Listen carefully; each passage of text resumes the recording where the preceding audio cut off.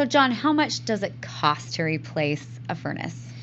All right, great question. There's some things about it. It's efficiency, changes pricing, obviously the size of it. What is needed to heat and cool the home, office, or anything like that.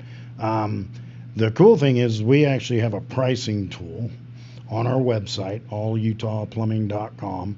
You can go there and you can actually go through it and pick kind of your home, that kind of, and just answer the questions, and it'll give you a very close cost of what it would be to replace your furnace or air conditioner or both.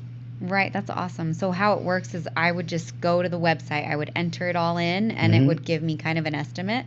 Yep. And That's then awesome. and then we would come out and actually analyze the situation, Sure. make sure that what is picked is proper. Right. Get the professionals out.